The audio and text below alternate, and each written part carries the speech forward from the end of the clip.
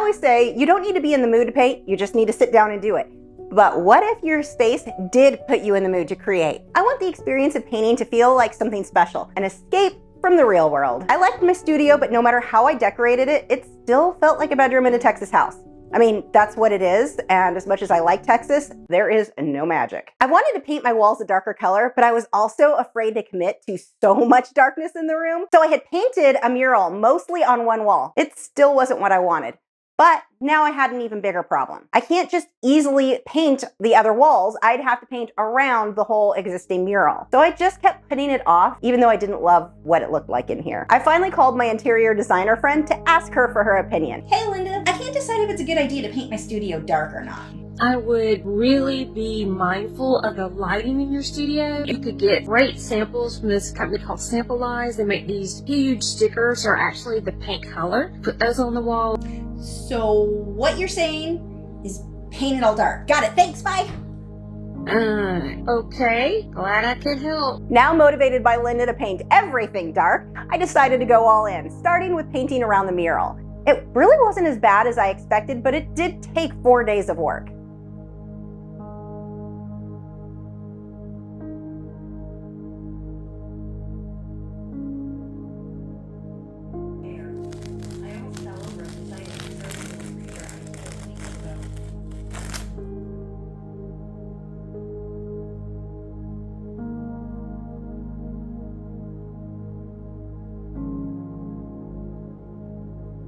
I thought this was going to be the biggest part of the makeover. Lord, was I wrong. So wrong. With the walls done, I had 3 new problems.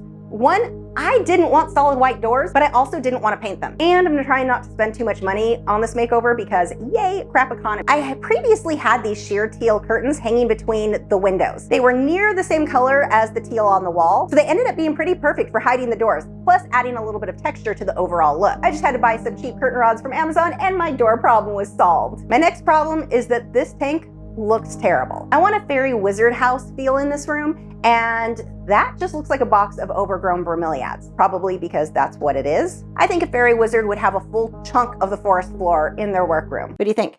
I think so. And a white shoulder turkey. I used spray foam, cocoa fiber, and some manzanita branches to create a new home for my Santa Isabel dart frogs.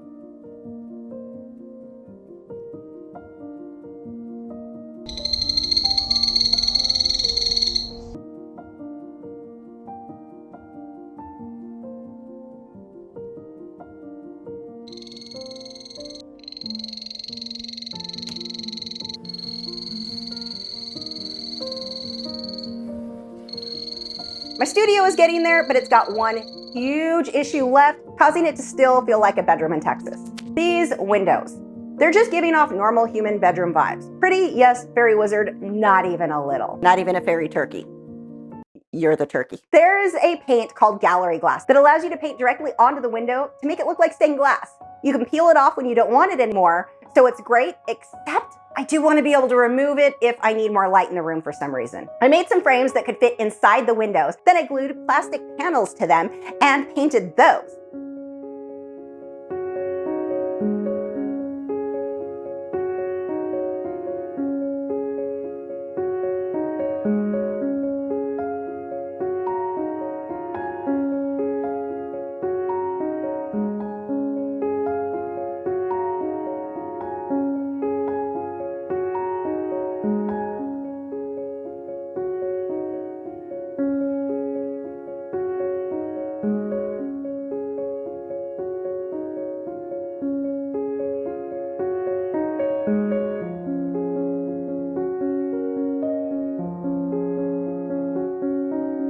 have these pop-out stained glass windows. These were so large that each window took me an entire week to complete. Let me know if you want a video showing you how to paint with gallery glass. I used to teach this product years ago. It is so easy. Let's take a look around at some of the smaller elements that make this room more than beautiful to be in, but also practical for an artist. This dresser is a cheap one from IKEA that I have painted multiple times. It was a bit too bright for this area, so I toned it down with a wood stain to make it look more aged. This stores paint and pencils. And of course, we have my dragon tank. If you want to see how I made this, check out this video card that'll pop up here, or I'll put a link in the description. That was a whole other project that needed its own video. Now that this room is so dark, I do need some good grow lights for all my plants. I tried several cheap ones I had picked up on Amazon, but they were so cheap that I was kind of afraid that they were going to start a fire.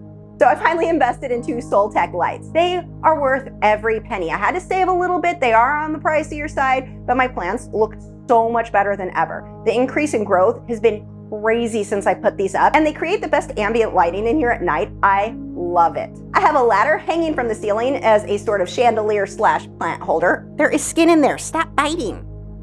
Next, we have my nano reef tank with coral and shrimp. This is my coral and invert quarantine tank. I was looking at different work cart things for artists, but they were all insanely expensive. So I decided to buy a kitchen island online instead. Sometimes you gotta think outside the box. It was way cheaper, it looks better, and has so much more storage. Of course, we have the easel, my old laptop, and a computer monitor mounted to the wall for my reference photos. This allows me to enlarge those photos so I can see the details better. I've got extra lights over here along with another computer monitor for live streaming. This is just a TV console, another cheaper option than the actual artist storage I was seeing online. This is a big eyesore, but this light is amazing, so I just pretend it's not here looking ugly all day. I am super excited to share this one. These are just towel racks with S-hooks for holding my paint. It is so easy to see what colors I'm running out of and to find what I'm looking for. I used the type of S-hooks that have locks on them so they weren't constantly falling off when I grab a tube of paint. Unfortunately, and I'll put a link in the video description to what I used, but the ones that I have, I had to remove the lock to get them onto the bar because the bar was too thick, and then put the lock back on. It required some pliers and a little bit of frustration, so just be warned, if you get the ones I have, it did take a little bit of messing with them to get them to work. This was one of my old plant stands I repurposed to hold some canvases, some paintbrushes, and mason jars and random pencils. Mainly I'm a hoarder and I can't get rid of stuff, so I just keep repurposing everything. I have my oil paint over here on spice racks, and another storage unit that's actually a wardrobe. Did I mention non-art supply storage is way cheaper? This stores most of my pads of paper. The last thing that I changed, and ended up being one of my favorites, is this lamp. I used to have just a regular IKEA lamp, but that didn't feel very fairy wizard, so I switched to a bunny lamp because no fairy wizard would have an IKEA lamp. I love being in this room. A problem that I've always had as a full-time artist is that I hate painting in the bright day. If it were practical, I would paint by candlelight. But with all of the changes that I've made in here, it's actually comfortable for me to paint during the day. It has the ambience that I normally was only able to achieve at night.